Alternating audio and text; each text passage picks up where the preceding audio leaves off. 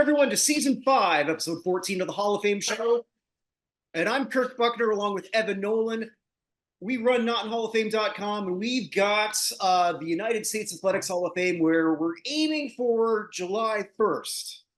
Yeah, there was a little delay with this whole thing because we had to redo our logo, and then the distribution took a little longer than we anticipated. So we were hoping to have everything back by May 31st. It's not looking like that. Well, it's already June 6th. The 80th anniversary of D-Day today, by the way. Recording this, okay. I haven't seen the History Channel lately. Yeah. I mean, your dad and my dad are no longer here, so the History Channel is not being watched in either of our households. Whenever I'd come back to my parents' house, the Nazis were just about to cross the Somme. So, so we're a few behind. Some people had some trouble getting stuff. So in order to make sure we have everything back, well, it said we were aiming for the middle of June. It's going to probably be July 1st, July 4th. Right. So, which will give an open vote for everyone for 4 months. We are going to do as much as we can to make as many people aware of that. Even my dogs are, because they're decided they've got a lot to say. That's Jasper, the friendly corgi. You can follow him at Jasper_ the friendly corgi. It's just easier to let them go at this point. I got it. Yeah, well, you're lucky. You only have the one dog. Yeah, and he's been low key today, so he's lying on the couch already. Well, that's Jasper. Every time I'm talking, then he decides he wants to be a part of the program, but that's okay. I love him anyway. So we've got an interesting show. If you're not a soccer fan, maybe the next 20 minutes, well, next 5 minutes, just fast forward, because I flipped over to Evan. We have our fun little bet. We bet with each other a lot, and it's only for beer. And it looks like we're finally going to collect. I think I was down 6 at one point. You were down 6 at one point. Now you're down 1. Down 1. So and you tried giving me a way of doing this. I was not happy with the odds. So we're just gonna do a straight up draft, which is fine. I mean, like I thought that wasn't a bad idea personally, but it wasn't. But you know this better than I do. So what we've decided to do is we're going to merge Copa America. That's the right tournament, isn't it? Yeah, Copa America. Yep. Copa America tournament and the Euro 2024, and we are drafting teams. So we have to be a little strategic to make sure that we've got enough in each pool, because they're both they're running kind of simultaneous, are they not? Yeah, pretty much. And then the Olympics is like right afterwards. So yeah, it's a year for soccer here. Right. So for our respective fandom, we each get a home country. I have the Germans, as that is my background. I always cheer for Germany, and they are a home nation. And you have the United States, because you just cannot bear to. I mean, do I think we're going to win? No. Am I want to be in any sort of position where I'm rooting against them? Also no. So, but I think the way to make this fair, because again, I do know a lot more about these countries than you do, and how they've been playing soccer. There is one country in the Copa America there you could not pay me to pick, which I'll let you know when you pick them. I pick it, okay. Because I'm not picking them. So unless I have somehow the last one, but to make this fair, I'll let you have the first pick after that. So you have Germany, I have the US. Now I'm nervous here. Well, I'm selecting Brazil. Oh, good. That allows me not to have to root against my other team, which is Argentina. Well, I figured as much. So I was going back and forth on that one. So I knew it was going to be in that field first. Yeah. Argentina and the US have the opportunity to meet in the finals. So okay. Go ahead. We're doing the snake draft? No, just keep going for a second. I have no problem with that. Spain. Okay. Just making sure we have everything here. All right, I will take I'll take France. Okay. The Netherlands. Ooh. Is that good or bad? I don't know. It's early off the board for me, but that's okay. All right. Then I will take I know it's a group of death, and they haven't been playing well, but there's a difference between qualifying Italy and tournament Italy. I'm just going to take tournament Italy. Okay. England. Yep. They've been playing very well recently, but I'm not feeling it. Their group is way easier because Spain and Italy are in the same qualifying group. Well, I should probably take something from another part of the bracket. I guess I'll take Portugal. Well, see, that was what I was going to take next, and I cannot cheer for that country at all. I think that's sort of like growing up in the Toronto area and watching all these Portuguese flags. Because Toronto being the most amazing international city in the World Cup, it's a great thing to watch. But when Portugal always gets eliminated first, you watch those Portuguese flags turn into Brazilian. Yeah, it just rubs me the wrong way. I mean, Boston is the capital of Portuguese in the United States. Is it? I didn't know yeah, that. There's how many people from Rio do we have in Boston? A Brazilian. No. But Portugal is the U.S. national team that won that game back in 1930 was basically all Portuguese guys from Fall River, Massachusetts. So it's the big fishing combination. The Portuguese came, and then the Brazilians came, and we have a ton of Cabo Verdenses as well, which is islands that Portugal colonized off the coast of Africa. So there's tons and tons and tons. There's as many Pereiras as there are Collinses, I swear, in Boston. Come to hear Hall of Fame news. Watch us do that, and then you get a geography and history lesson at the same time. Yeah, I learn a lot always from Mr. Nolan, that's for sure. Hey, what are you going with? Who am I going with next? I'm going with Croatia. Ooh, it's a very good choice. They do very well tournaments generally. Only problem with that is we've now taken 3 out of the same group. So it's my turn to take Albania, right? Just kidding. Sorry, Albania. Talk about a group of death. It's only 3 teams can possibly advance out of the group, and it is Spain, Italy, Croatia, and Albania. I'm gonna go back to Copa America here. And I am actually going to take Chile. And no, I'm going to take Colombia. Okay. They're Brazil's group, but once they get out of the group, because the rest of the group they'll get through, they have a pretty good chance. I'm staying in Copa America. I got Mexico. That is the country I will not draft. That's the one you won't draft. They are hideously bad right now. They lost 4-0 yesterday. To who? Hold on. May I make sure I'm not saying this incorrectly? To Uruguay. Who actually is going to be my next choice. Because the U.S.'s only real competition in their group, I'm sorry, Panama and Bolivia, is Uruguay, and they are a pain in the butt to play at all times. Okay. So, all right. What you got? Chile. Yeah, I was going to go there, but I went the other way. There's nothing wrong with that. All right, I guess I'll take the only group we haven't touched anyone from is Group E in the European one. So I guess I will take out of that group. The best team is Belgium, even though it's the end of the golden generation. That group is not significantly difficult, so they should at least get out. So, okay. Team that always gives my Germans trouble, Serbia. Serbia in the group with England.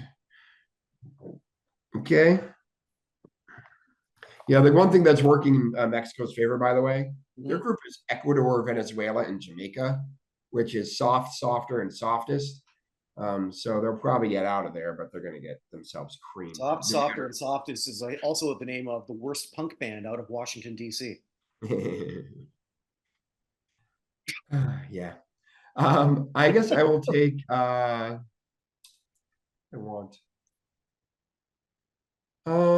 I will bet on the Czechs. Okay. Denmark. Yeah, that's a good choice. I almost went Denmark there. You have almost that whole group. All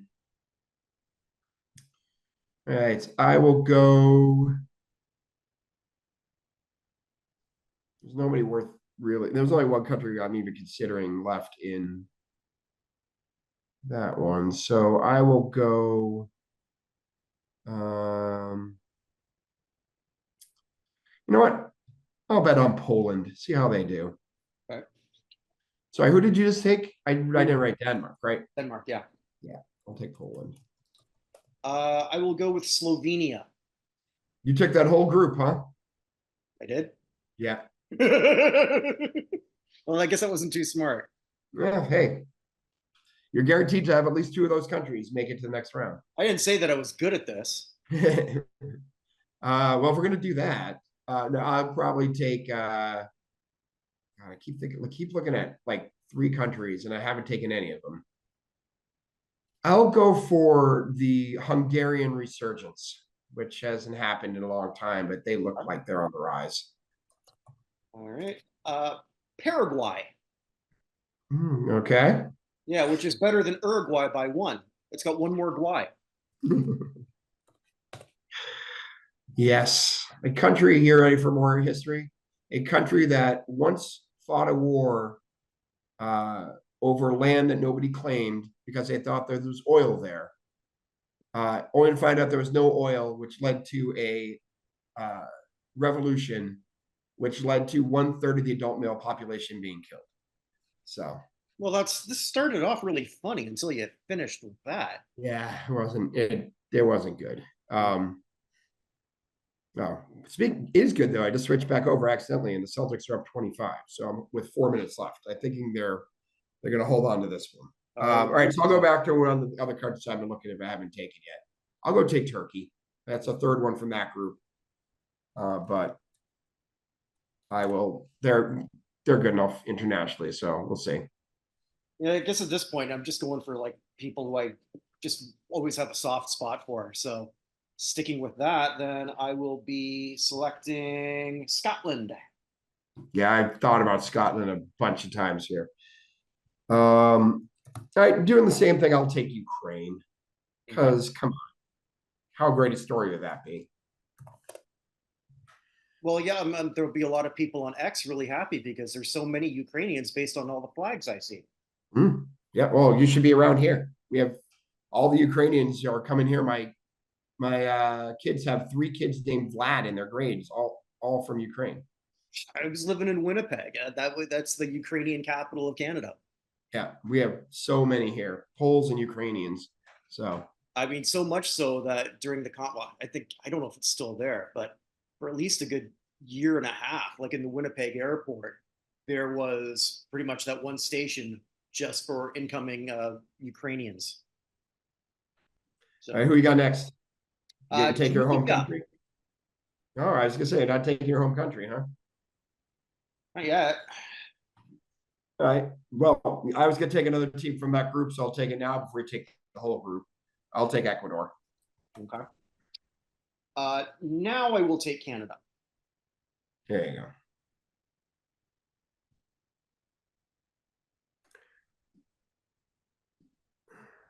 I didn't want to take Canada. I would have felt bad. I've thought about it for a while.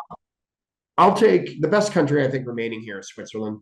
Okay. It's unlikely they're going to win, but I'll take my chances, even though I think they're the worst country in the world. I mean, since I've taken the Czech Republic, Slovenia, Serbia, and Croatia, I might as well take Slovakia. Yeah, I've taken Czech Republic. Oh, that's right, you did. Well, then I'm definitely taking Slovakia now. Yeah, there we go. The Velvet Revolution at odds with each other. There you go. I'll take.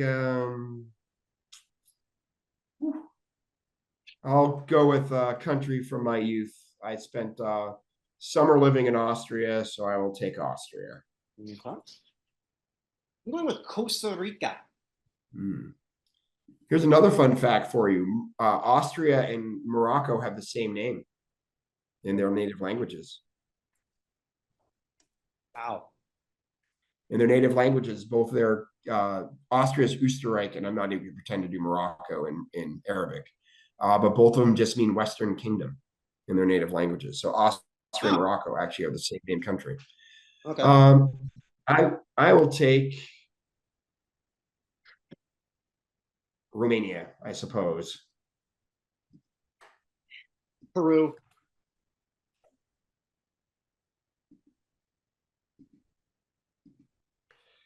All right, we are scratching the bottom here. Mm-hmm. I will go. None of these countries are going to win anything. I'll go. Why the heck not? I'll take the only country left here who hasn't qualified for World Cup in the Americas, Venezuela. Okay. I guess Georgia. I knew it was always on your mind. Maybe I didn't. Oh, that's a different on my mind. No, I was thinking back in the USSR, the Ukraine girls really knocked me out. And Georgia's always on my mind. It's a weird song in retrospect. It is, but I mean, like now you could sort of sort of put that on a Russian dating site. That's actually a good idea. That's for free. Whoever has that. There you go. I think it's hilarious. I'm taking Venezuela. I might as well take Bolivia. You want Albania or Panama? You have Albania and Panama left? Yeah. Panama. Only because it's a Van Halen song. Good. And I will take Albania. I had to take one. I was trying to balance myself out between the two, so I had to take either Bolivia or Panama, and all right. Panama has all right, chance. Cool. So now I guess we. So I'll read off. Who everybody has. Yeah, go ahead. So you have Germany, Brazil, Spain, Netherlands, England, Croatia, Mexico, Chile, Serbia, Denmark, Slovenia, Paraguay, Scotland, Jamaica, Canada, Slovakia, Costa Rica, Peru, Georgia, and Panama. And I have the US, Argentina, France, Italy, Portugal, Colombia, Uruguay, Belgium, Czechia, Poland, Hungary, Turkey, Ukraine, Ecuador, Switzerland, Austria, Romania, Venezuela, Bolivia, and Albania. Okay. And this starts next week. So there we go. Awesome. So now on to, I guess, the Hall of Fame portion, though. Before we sort of go there, we love it when we encourage comments. They're great. We like feedback. I gotta say, of all the things I've ever been called before, a virtue signaler has not been one of them. So yeah.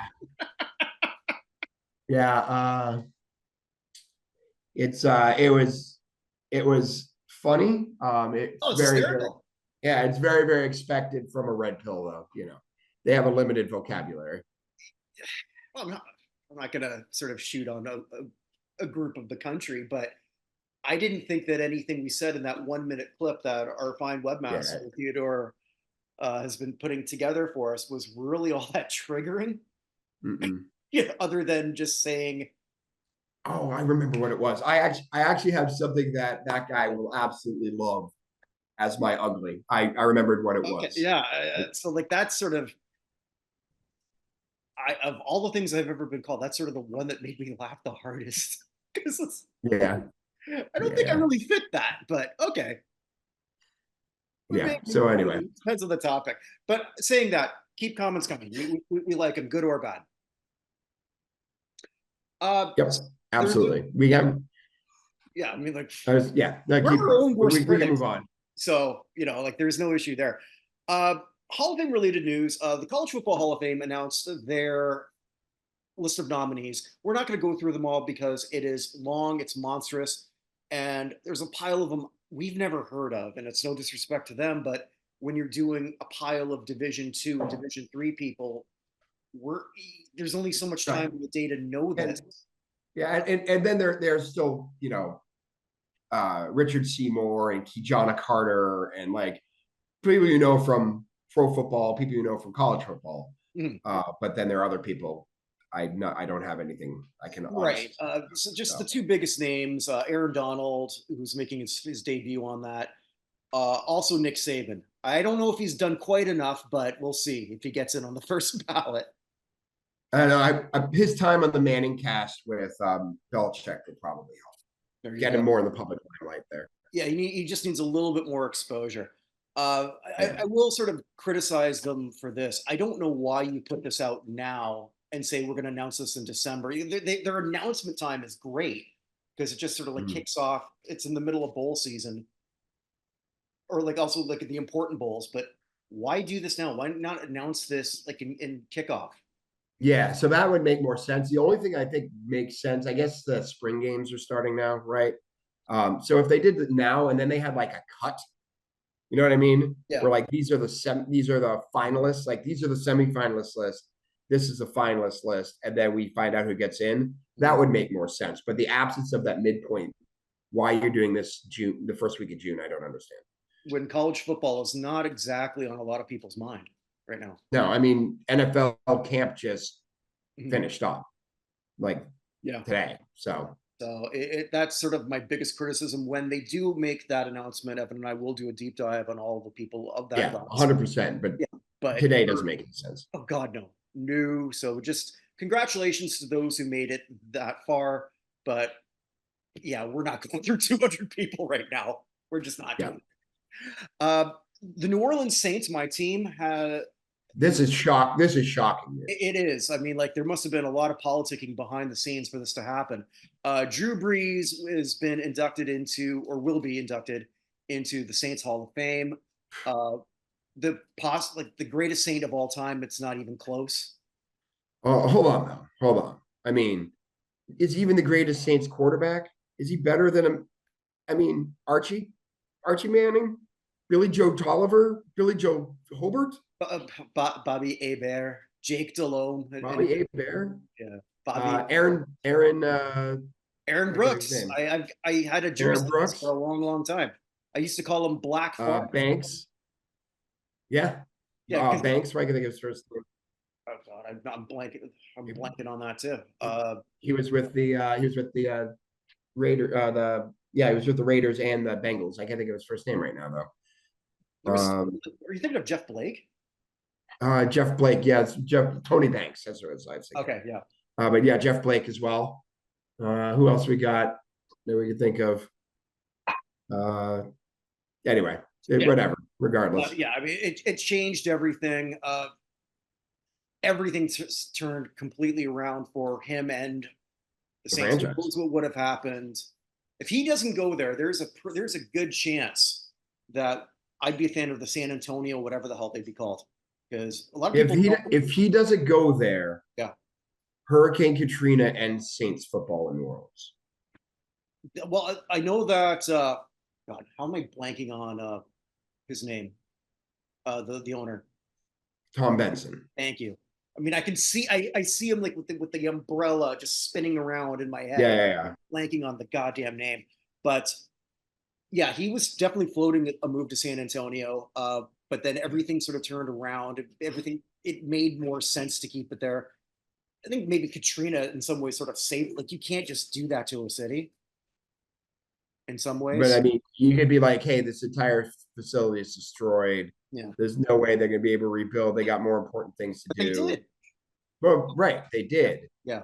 But it wouldn't surprise me. Mm-hmm.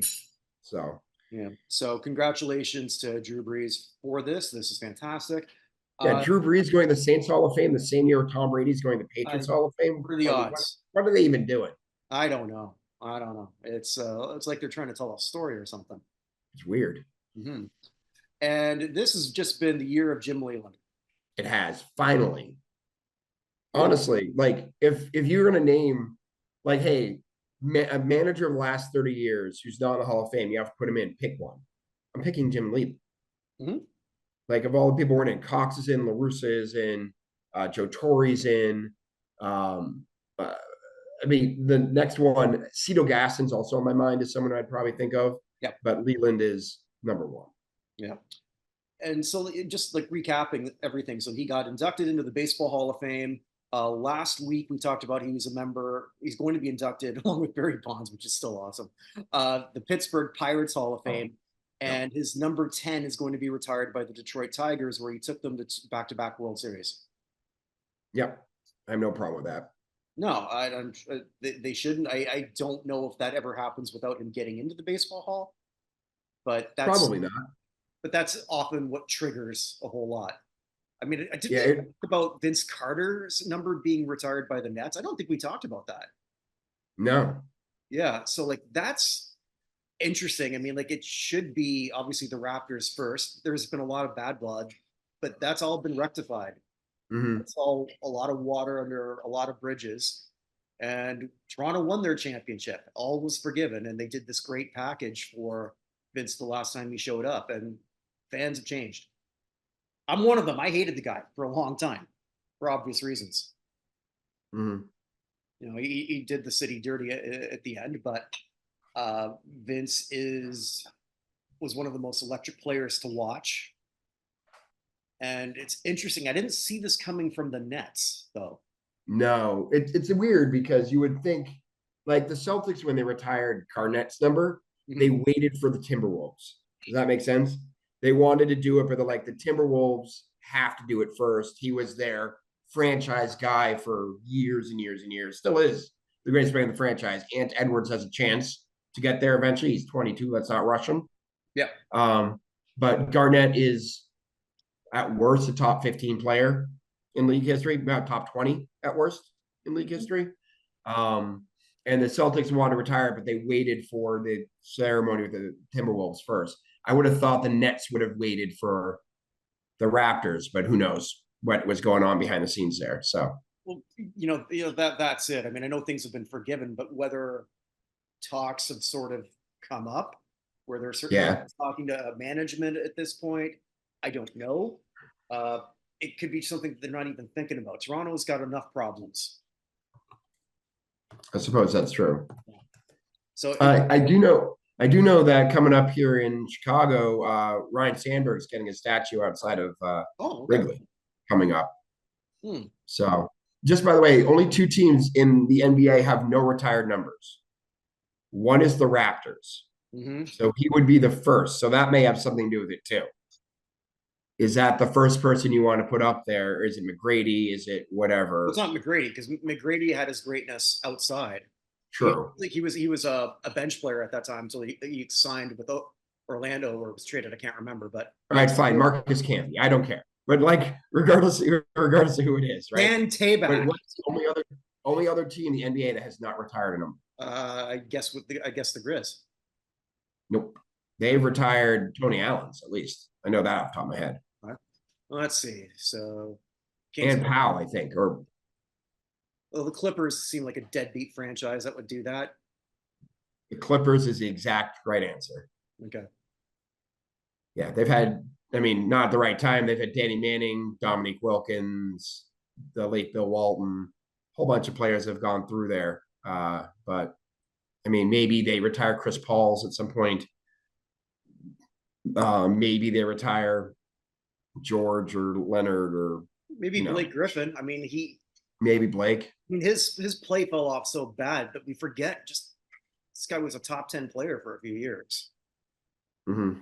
But yeah, no, okay, that's sort of interesting. For that, I'm surprised I forgot about Tony Allen with the Grizz. Uh, Yeah. I guess we should look into some of the people that who left us, unfortunately. Yeah. Yeah, I will say the Base Mistress has been very quiet, so I'm worried that there's just a whole bunch hanging out here. So, okay, so the first, did you ever watch The Great Escape? Oh yeah, of course. The movie, like Yeah. the Queen. Oh, one of my Yeah, favorites. 1963 movie. One of the last remaining actors from The Great Escape, um, passed away at the age of 99. William Russell, who was also a big character in the original series of Doctor Who Mhm. back in the day. He was the Ian Chesterton, the Doctor's first male companion back in 1963.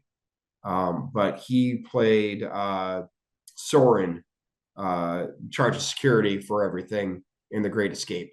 He passed away at the age of 99. I love that movie. It's one of the ones I've missed. And I went back and watched it, and I've watched it 3 times since. So I watched it the first time 3 or 4 years ago. I've seen it 3 times since then. It was actually a big. It's actually a big week for losing stars from the old silver screen. There aren't that many of them left. But one of the big pinup models from back in the day, Janice Page, passed away at the age of 101. So again, one of the absolute last people was in film with Of Human Bondage is probably the best known one I know her from because I watch a lot of old movies. But she was in things like the movies like Romance on the High Seas and Two Gals and a Guy, like sort of those romantic type films. She was also in one of my favorite ones, Please Don't Eat the Daisies, which is hilarious from 1960. But yeah, she passed away at the age of 101. And from Mexican cinema, when the last people left, Almandro Silvestre, one of the big heartthrobs from 1948 through the 70s, he passed away at the age of 98. We just happened to lose 3 in 1 week, which is unlikely. Also passing away, Rob Dyer from Friday the 13th, the final chapter. Eric Anderson passed away at the age of 67. Yeah, I can never get into Friday the 13th movies. Just stop going to the camp. Oh, then nothing bad happens. What the heck? What's wrong with you? Also passing away, the man who won the very first Around the Horn episode. Do you remember who that was? No, because I didn't see a lot of Around the Horn growing up in Canada until later, until we got more of that programming. So he beat out Mariotti. He beat out Bob Ryan. I can't remember who the third person was he beat out. But TJ Simers passed away at the age of 73. Sports columnist from the LA Times from 1990 to 2013. He was there for the whole first year. I was 2000 was named California Sports Writer of the Year by the National Sports Writers, Sportscast Sports Writers Association.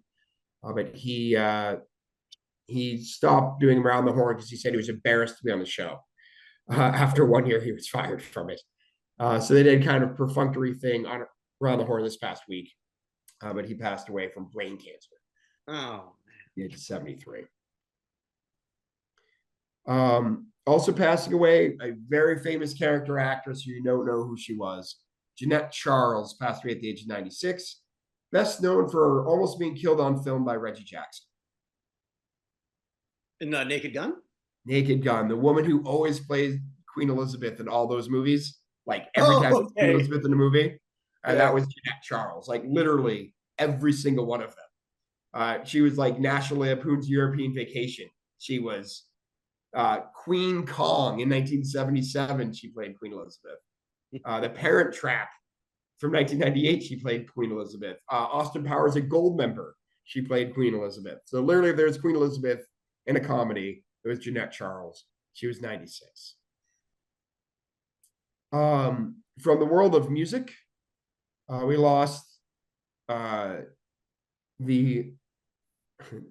member of Frank Zappa's backup band, Edward Mann, best known for his xylophone work for Frank Zappa. He passed away at the age of 69. We also lost the current bass player. This is a band that goes through bass players like Spinal Tap goes through drummers. Spinal Tap goes through drummers. But the current bass player of Nebula, Ranch Cerrone, passed away at the age of how old was he? I actually don't know. It doesn't give me an age here, but he passed away earlier this week. Yeah, so Tom Davies also passed away, but they just cycled through and cycled through and cycled through. Tom Davies was the original bass player of theirs. And the biggest name from music, I think, let me make sure I haven't missed anybody. Yeah, the biggest name from music we lost this week was Brother Marquis of Two Live Crew. Mark D. Ross passed away at the age of 58. So he's the second member to pass away. Of course, Christopher Wong Wan, or better known as Fresh Kid Ice, passed away in 2017. But yeah, Brother Marquis was only 58. I don't know what he passed away from. But yeah, they were, how do I explain? I don't know how I explain Two Live Crew to like my kids and what they meant at the time. Because they were like the pushers of the raunchiest part of hip hop. I think that's it. It's like frat boy rap. That might make sense. Yeah, frat boy rap is probably the right answer for that. So Stuff like if I hear it today, it's like, man, I'm kind of embarrassed. But then I'm 50, 51 at this point, so like, I don't really need to hear "Me So Horny." yeah, I get it. Is yeah. So half the original lineup, or half the best known lineup now, he was an original member, but half of the best known lineup is gone because Fresh Kid Ice and now Brother Marquis are dead. Mr. Mix and Luke Skywalker with two eyes are still going, but he passed away at the age of 58. Yeah, an interesting thing with Luke, well, Luther Campbell, featured very prominently in that 30 for 30 about the U. That is true. He did. Yeah. So yeah, that's sort of one of my more interesting ones there too, which almost sort of like ties in with, I guess, the demographic, but, sort of, I guess, with the 17th floor shuffling crew, maybe don't, or 13th, doesn't matter. I do have to say those T-shirts were trending on Twitter this week after the Trump verdict. Yeah. Okay. The Catholics versus convicts with Trump versus Biden. So wait, which is which? I don't even know anymore. Yeah. So anyway, I'm not making any political statements. I'm just saying that's what happened on Twitter. Larry Cannon passed away, a member of many ABA teams. It was actually the scoring leader for the Denver Rockets back in their inaugural season in 1970. Multi-time All-Star. Yes, he was. And he was All-NBA, ABA second team in 71, and a member of the 72 Indiana Pacers team that was super duper good. That 72 Pacers team, like you go back to like, holy crap, or how many people were on the same team. Yeah. People forget how good that, because the ABA is largely forgotten. Hey, isn't that the league Dr. J came from? It's essentially what people think of the ABA at this point. Right. But all their records count for the NBA. So that's going to come up again. Wait, are you trying to virtue signal on that one there? I am, and I'll show you what happens when you don't virtue signal a little bit. But he passed away at the age of 77. Mm-hmm. Also passing away, one of the very early St. Louis Hawks, Hub Reed, passed away at the age of 89. Played the NBA from 58 through 65.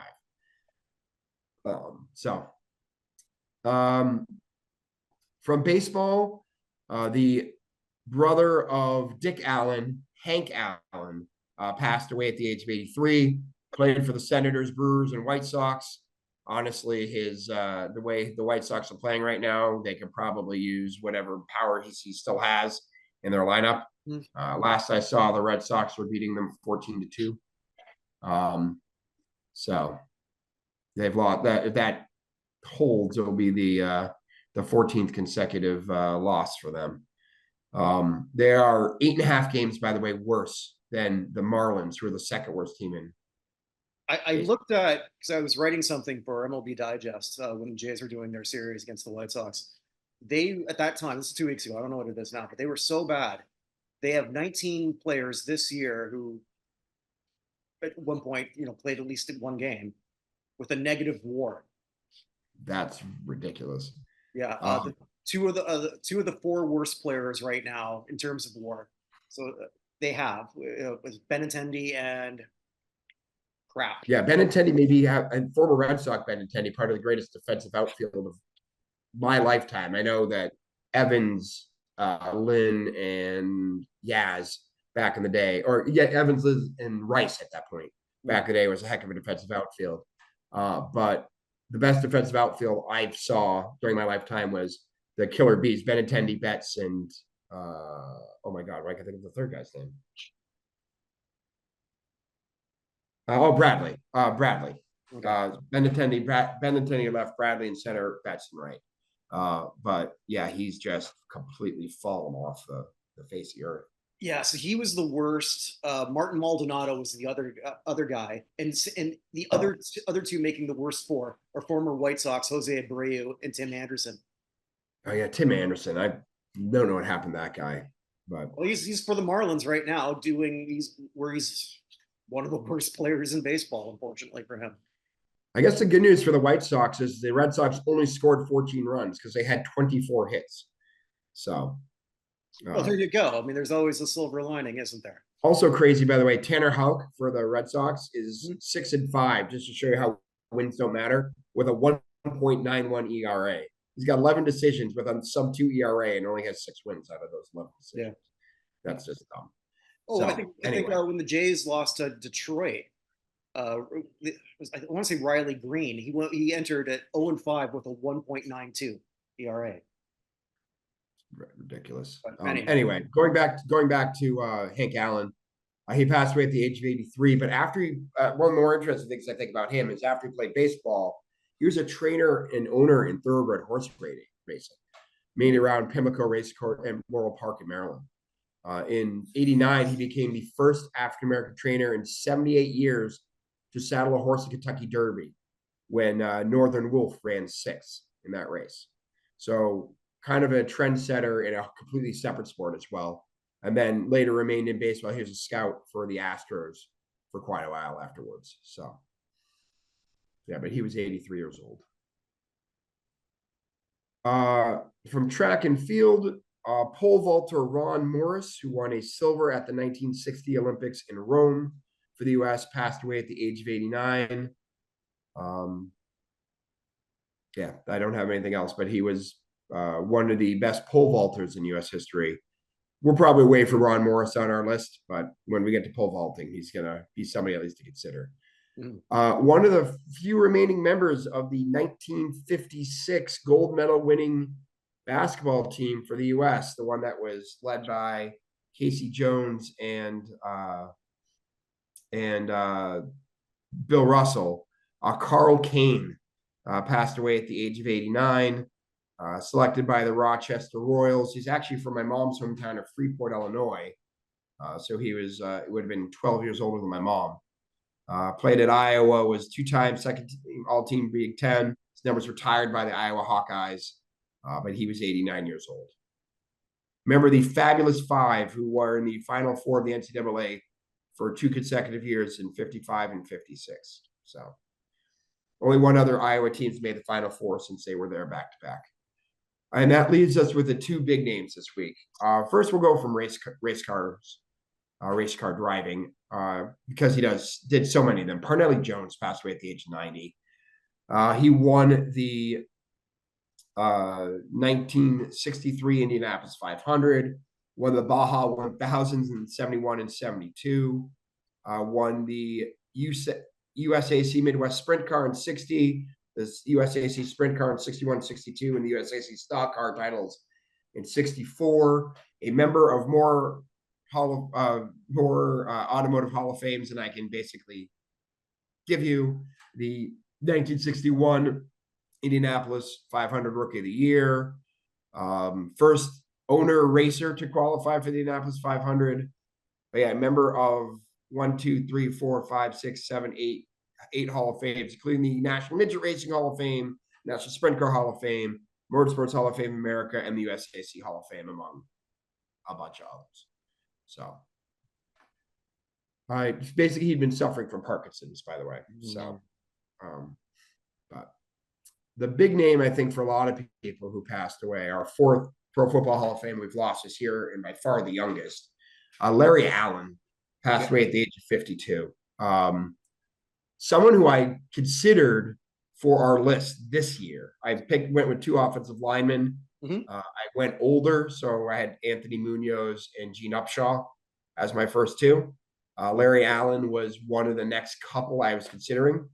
I certainly did not expect him to pass this young. No, well, because he was on vacation with his family in Mexico too. So it's, yeah, like it's amazing just how many great offensive linemen the Cowboys have had. Yeah. And he was certainly one of them. First ballot Hall of Famer in the Cowboys Ring of Honor. I want to say 5-time first team All Pro, I believe. I will double check that for you talking. Yeah, he did win 1 Super Bowl because he on his rookie year in '94, because he wasn't completely all part of that, but he sort of like kept the Cowboys going. 6-time first team All Pro. 6, okay. All in a row though, were they not? Yep, 96 through 01, and he was a second team All Pro in 95. 11-time Pro Bowl. Yeah. So yeah, 11 13 years in Dallas. What was he, a Raider the last two of these seasons? He's a Niner.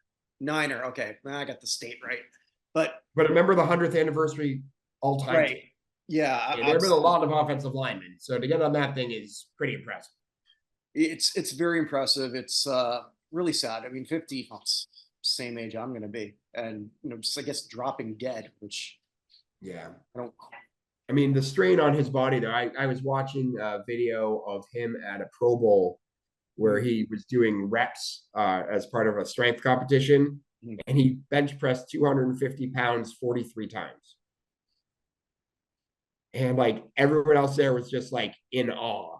There's a video of him actually in the Cowboys weight room bench pressing 700 pounds once. Just a massive mountain of a man, and clearly one of the greatest offensive linemen of all time. Deceptively quick. Very quick. Yeah, there's actually the I can't remember who put it out, but someone went back to the Pro Football Hall of Fame, had a whole thing on rushing and how hard, or maybe it was with the 100th anniversary. They had Chris Dolman, who unfortunately also lost, talking about how he would talk trash to everybody on the field except for Larry Allen. you wanted to be nice to Larry. He's like, it didn't matter what you did. You can't bull rush him. You can't swim him. You can't do anything. You just realize you're taking Larry Allen out of the play. Usually, offensive linemen think what defenders are taking out of the play. No. Your best thing you can do is try to take Larry Allen out of this play, so the rest of your teammates can make a tackle. Right. So, yeah, Godspeed. 52 is way too young. That video of Emmett Smith was tough to watch. I don't know if you saw that one. I did. Yeah, it's a 4-minute video. He didn't even know what to do. So anyway, so that's everybody I have on our list for the week. Yeah.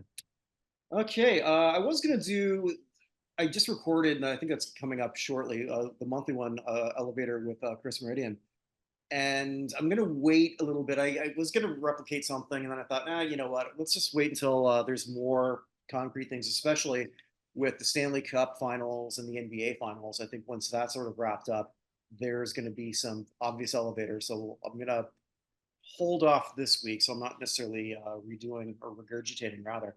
But I'm fascinated. I guess we'll just say we're going to the smorgasbord, the poo-poo platter, as it were. Have you ever seen a rookie hated by as many of their peers as Caitlin Clark is?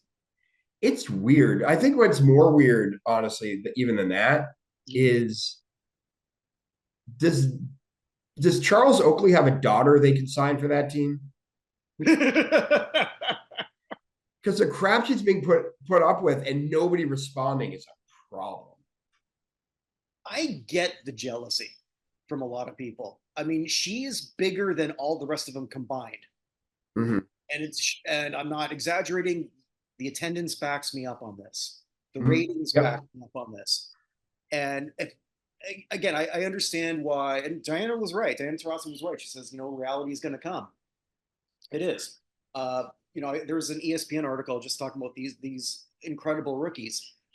Herself, Camille Cardoso, Angel Reese. But you look at the stat lines, none of them top 10 player right now at all. So I have see, I get Chicago Sky highlights here. Right. Angel Reese is a very good basketball player. Absolutely.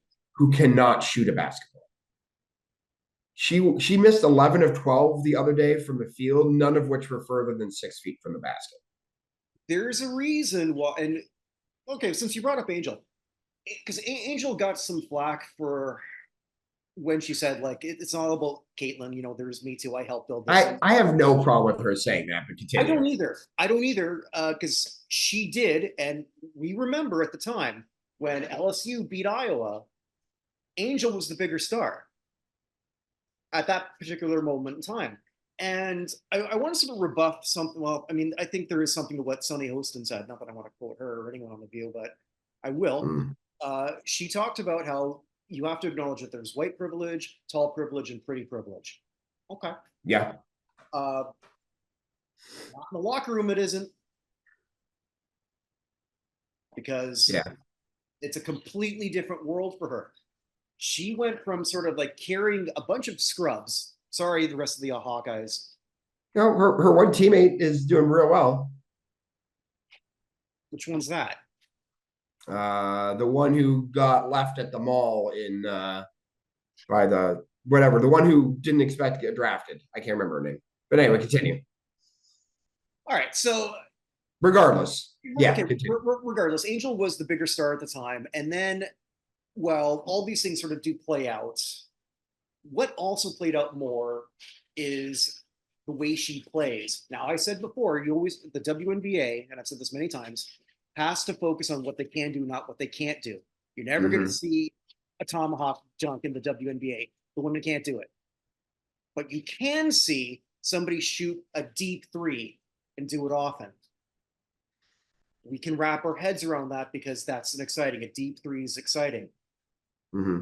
That's what she's able to do. Also, to last year, in her last college year, you're racking up this stat, this stat, this stat. Stat geeks like us and like most people, you wrap your head around that.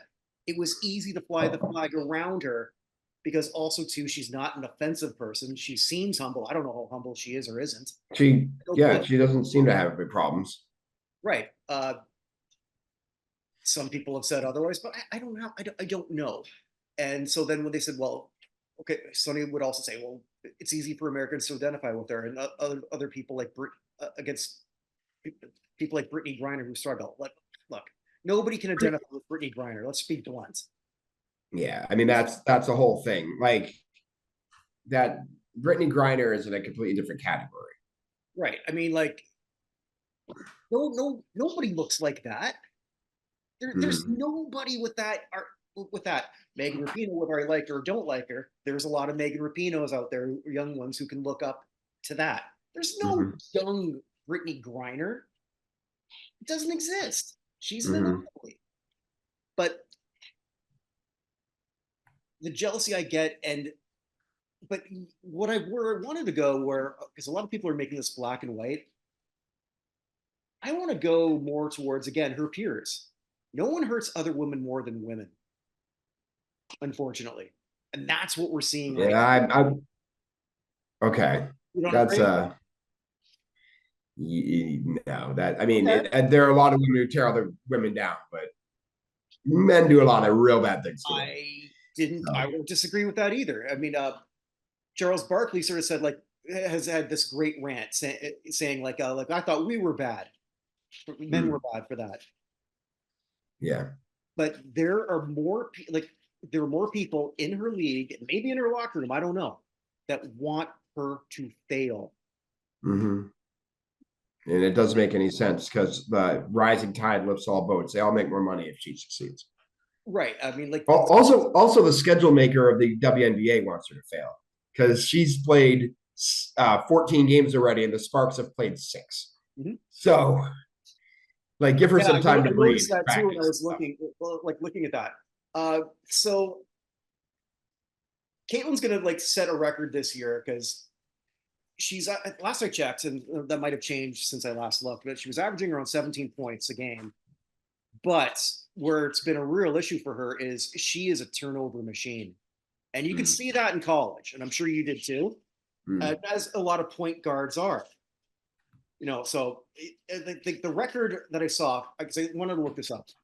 Single season record for averaging turnovers per game in the NBA is James Harden. Surprise, surprise. Yeah, I'm sure. 5.7. Caitlin got hers down to 5.4. She was at 5.7. Let's remember, that's also when they're playing 8 less minutes. So there's a lot of issues in this woman's game, and she's a target. But again, I've never seen anybody hated by their own league for just being good and popular. It had to be somebody. But I think that's more of an issue than in some ways what's going on. There's just they're not thinking about the rising tide. Some are, but a lot of them aren't. And again, it's a weird thing that it happened to be her. I mean, it could have well easily been Kelsey Plum. Yeah. who is, but then she's also not the best player on her own team yet. Sabrina Ionescu is not even the best player on her own team. She gets more press than True. Brianna Stewart. True. It's just a fascinating thing, and I don't think a lot of people are sort of like taking that from other women tearing other women down. That's how I'm looking at this here. Understood. Yeah, obviously that's not the case in a lot of other industries, but man, I've never seen this. I will also sort of defend Kennedy Carter to a bit. People, if you're just watching the WNBA for the first time now, these are tough women. That's what they do. It was a shitty foul. It shouldn't have happened. But Kennedy's not exactly a saint. She's already been kicked off. She was pretty much kicked off of 2 teams already. Yeah, she's not even close to a saint. Right. So like she's got her series of issues. There's that. But I mean, I'm also not going to shit on her for doing something that I would probably get a chuckle if it was a man doing it. I have to be conscious of that because I would. Got it. It's yeah. to my team, right? And it's not assault, by the way, anyone who keeps saying Well, no, that. it's not. But I mean, also too, the Sky didn't do themselves any favor when they started tweeting today. I'm not gonna say posting. I'm just not gonna get into that.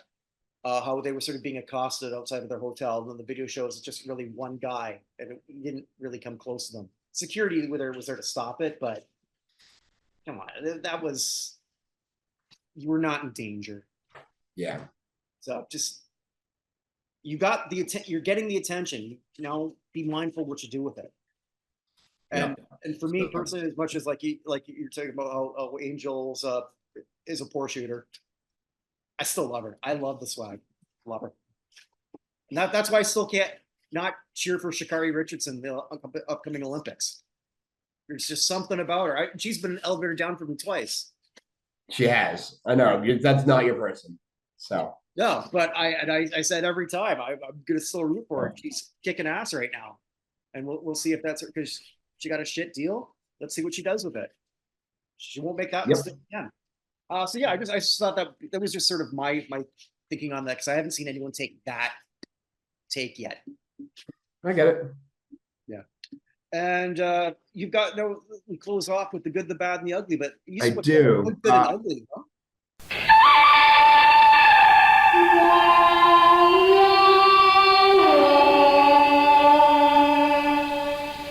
The ugly. I found the ugly. The ugly is hilarious. Right. It's a hilarious ugly. All right, I'm gonna start with the good. There's actually quite a few good things. All right, I would like to point out, and I've said this online multiple times. The Celtics end up winning tonight by 18. Mm-hmm. That actually lowers their average of winning against the Mavericks over the past season. Really? Okay, that's awesome. So everyone's like, oh, the Mavericks do whatever. The Celtics match up incredibly well against the Mavericks. They do not match up that well against the Timberwolves, who've given us a problem for multiple years now. Mm. For the last 5 games against last 4 games, not counting tonight, the Celtics have won by an average of 19.75 points, and Luka has been a negative 66. Tatum, by the way, at the same time, is a plus 72. I haven't looked tonight, but they only won by 18 tonight. There's a scrubs were in at the end. They're up 25. So they brought their average down from 19.75 to like 19. Mm-hmm. This is a really bad matchup. The Mavericks had 9 assists tonight. You know how many blocks the Celtics had? I only had it's a number I've already said. Well, I wasn't able to pay attention to the second half, but I'm going to guess 6? 9. They had as many blocks as the Mavericks had assists. That should have been a tip when you said that. But. Yeah, I already said the number. Yeah. I don't think this is going to be a close series. I've said this from the beginning. Day one. And I don't know why. And if I eat crow, so be it. I mean, I'm not a Celtics or Mavs fan. I just like to watch playoff sports as much as I can. But I never understood, like you definitely don't understand more than anyone else. I don't know how people are watching Boston, and a lot of people are sort of like saying, hey, this is going to be Dallas's year. Did we not see Boston roll through everybody? Yeah, we were 23-7 against the West. So they played nobody in the East. We were 23-7 against the West. Mm-hmm. And playoff. So you show me, because you show me the team that went 46-14 against the West from the West. Just because they had played twice as many games as we did, right? Mm-hmm. You show me a team went 46-14 against the West from the West. They don't exist. The team we had the most trouble with, the two teams we had the most trouble with are OKC and Minnesota. Mm-hmm. And we didn't do great. We had two close losses against Denver. I don't feel we were out of either of those games, but OKC and Minnesota are the team closest to OKC and Minnesota in terms of the way they play in the East is Indiana. And so we had trouble with them. We swept them, but those were not easy games, right? This Dallas team, and maybe we're here next week and I'm eating my words. This Dallas team, tell me who Luka's guarding. Like, think of the starting five. Is he guarding Porzingis? Hell no. Mm-hmm. Is he guarding Brown? I watched the highlights. He ain't guarding Brown, right? He's trying to guard Brown, but it's not working very well. Mm-hmm. Is he going to guard Tatum? No. Is he going to guard White? White's just going to dribble around him. So I guess at least he shaved his head, by the way. No, I like White with a shaved head. He seems. That's what I said. I'm glad he did. Yeah. But I guess he's guarding Drew. But like, Drew doesn't shoot on this team, I guess. So I guess it doesn't matter. But they're like, oh, who's guarding Luka? We got four guys in guard Luka. Jaylen Brown guards him as well as anybody. Luka can't guard anybody on the Celtics team. So just by the way, I think this is over in 5.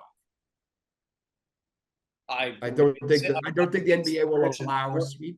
Yeah, I don't think the NBA will allow a sweep. We'll see if Scott Foster and Tony Brothers are both reffing game 2.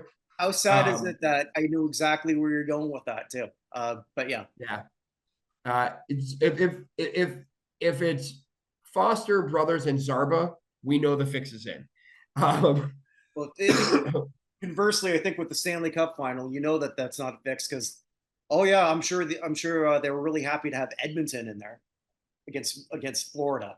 Oh God, everyone in their right mind should be rooting for Edmonton. I will be for obvious reasons, just due to my nationality. Why? Because they have actual talented players and not whiny thugs who apparently have naked pictures of the people in charge of the league and just literally get away with everything. Like, every team that plays Florida hates them. Florida's a deep, deep team. I mean, Edmonton's got the best 2 players in Draisaitl and McDavid, but you go through 3 through 25, you're going to check off more Panthers by far. Yeah. So we'll see. We'll see. I'm hoping, obviously, Edmonton. I'm going to predict Florida in 7. No. We're going to Edmonton. I'm going to. I hope I'm wrong. I don't want to be right. Don't make anyone from Miami ever to be happy.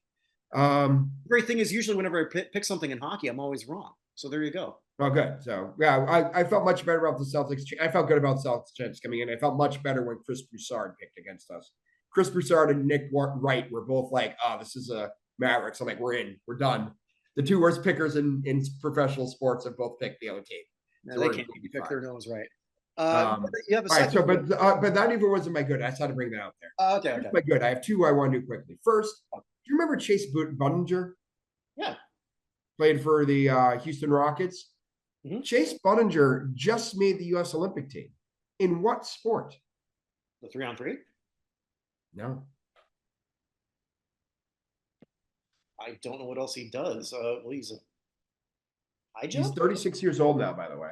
High jump? He qualified for the Olympics in beach volleyball. Oh. So okay. Budinger hasn't played in the NBA since 2017. And after he retired, he went into volleyball. And he and his partner, a guy named Miles Evans, qualified for the beach volleyball in the Summer Olympics. Okay. So he'll be the only person ever to play regular season game in the NBA and the Olympic beach volleyball.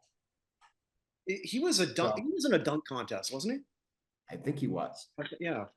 Yeah, but so he retired in 17, 18, became a professional volleyball player. Okay. Also making their debut in professional soccer. So the first NBA player to play in professional soccer, I can't think of who it was. happened this week. I'll remember in a second. But yeah, we had a former NBA player play professional soccer as well. The other thing that I told you that the U.S. is not good at, what is the sport you think that the U.S. would maybe be worst at in the world of all the sports, of the major sports? I'm not talking some, and major internationally, not necessarily in the U.S. Water polo. Yeah, we have a lot of water polo players. We have water polo programs. I'll give you a hint. There's a World Cup of it going on right now. Oh, soccer. Okay. Cricket. Oh, cricket. The U.S. is 2-0 in the cricket World Cup. We beat Pakistan today. Really? How's that even possible? I think we have a whole bunch of people from India and Pakistan have moved to the U.S. I think that was sort of but yeah, but the U.S. won their first game against Canada, which I don't know if that really mattered because, U.S. Canada probably need equal footing. We have way more Singhs and Patel than you do. Singhs, maybe. I live in Chicago. We have way more Patels. I have about 160 people in my office. I am not joking when I say this. A quarter of them are named Patel, have the last name of Patel. So our next game, our next match is against India. So we'll go from frying pan into the fire. But we are 2-0 in the World Cup of cricket. It is just hilarious to me. I didn't even know there was a World Cup of that going on. I had no idea. All right. The bad, I've already sort of brought up. Remember we talked about Angel Hernandez retiring last week and Joe West doing stuff. Joe West has a lawsuit going because somebody pretended and came up with a fake quote from Joe West about Angel Hernandez, that every time he loved working with Angel because every time Angel was there, it made him look better. And he's suing the person who wrote that. Now, he's successfully sued people before. He won $500,000 against Paul LaDuca a couple years ago. But there's a whole thing there I want to put a pin in for later. Just know there's a whole bunch of Joe West craziness going on right now, basically based out of here in Chicago with the Score. Because he had an interview with them, which he gave that Angel Hernandez quote and led to all this stuff. Just know Joe West is in our lives more. It may end up being hilarious, but for right now, Joe West is suing somebody for defamation. And it had nothing to do with his actual umpiring career. Former Baseball Hall of Fame nominee. Oh, my God. When Vinny said he was getting it, I'm like, Vinny, please. It's never happening. All right. And here we go for our Red Pill fan. Go ahead, give him another minute of this. Here's my update. All right. So Ty Cobb has a granddaughter. Okay. Yeah, we talked about. Can I interject one thing? Yeah. Because we talked about him last week, and that was sort of like when I was not uncovering. Like I did all the research. I just found other people's research that debunked a lot of what we all thought about him. Yeah, it's like he was a hard-nosed player. He wasn't necessarily the cleanest player. He did slide his spikes up and things along those lines. But the whole thing about him being a racist prick, basically made up by a biographer who didn't like him. Right. Okay, so what did Ty Cobb's granddaughter do? So Ty Cobb's granddaughter, but she's 67 years old. Okay. Her name is Cindy Cobb. Okay. Cindy Cobb ran a Facebook group, right? That called the Official Ty Cobb Legacy Group, that a whole bunch of people followed on Twitter. Okay. So last week, the announcement came saying that, they're going to take the Negro League records. And so Josh Gibson now had the highest batting average in baseball history. All time, yeah. Cindy Cobb's response was that, because on the page, people were freaking out. She goes, no. Ty would probably be okay with this. And she responded with a whole bunch of quotes that he had, proving that he thought, like, in 1952, they're still talking about throwing African Americans out of the game of baseball because they didn't belong there. And Cobb was like, why don't they belong here? They're clearly proving they belong here. They should play, whatever. She just threw out all these things. And then he'd understand that Gibson never got the chance in baseball like he did. and everything. So what do you think the group did to Cindy Cobb? They turned on her. They threw her out of the group she created. How do you even do that? They ejected her from the Facebook group. So I guess like a co-admin or something. I guess.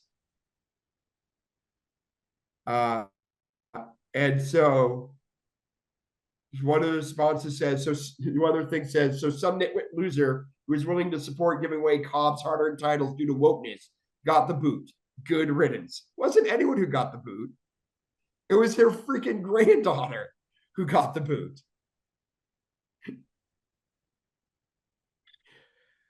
I'm not a fan of a lot of overt wokeness. A lot of the new Star Wars comes to mind. This isn't that. Mm-hmm. This is just acknowledging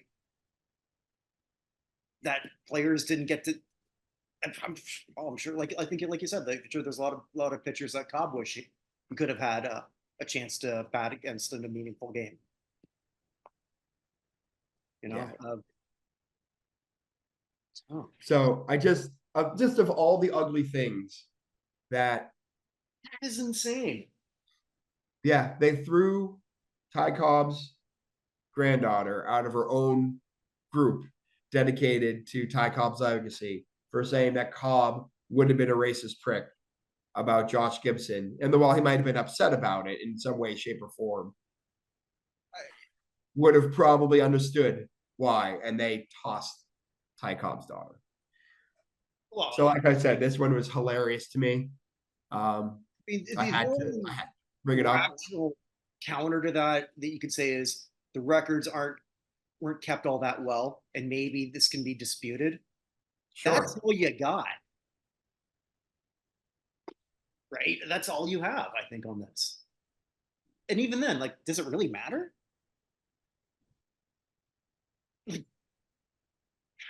Wow.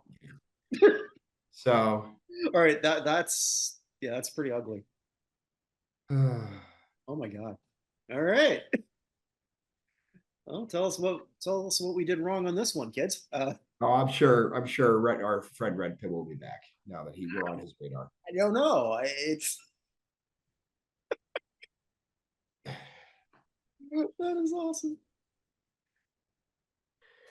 I got nothing. I got nothing. Let's just close. Yeah, there's nothing else to say. It's hilarious. It is, yeah. I guess we'll close off. Just check out all the other shows that we do. The monthly elevator show with Chris Meridian. Vinny's given us a lot of content. Vinny makes the Hall of Fame case for various Halls of Fame players. A couple of things that I recorded a long time ago are finally now popping up. So some classic sports reviews where we looked at the 1994 Major League Baseball All-Star Game. Finally, that's up. So there's going to be some more coming in the next little while. And yeah, we'll see what we can do and drum up some more interest in all that. So when we get the US Hall going, we ask for your support. All you have to do is vote. That's it. Give us your opinion. Yep. Pretty easy. And our votes count just as much as yours. We have the committee making sure the right people on the ballot. After that, it's in your hands and not ours. Wide open. It's completely and we were pleasantly surprised by the results. We were outright surprised by a couple of results. It's still shocking me that Mike Tyson was fewer than 10 votes away from being one of the 25 greatest athletes in American history. It also was shocking me that the second most important person in the builders category was Just Win Baby, Al Davis. Raider Nation. Raider Nation indeed. That didn't surprise me as much. It really didn't. I think what did is the lack of, we only had 2 football players, and with all due that's true. Montana, I didn't think he was going to be the second one. Montana was the last guy in. Oh, and also interesting, the next person who didn't make it, contributors, was Dr. James Andrews.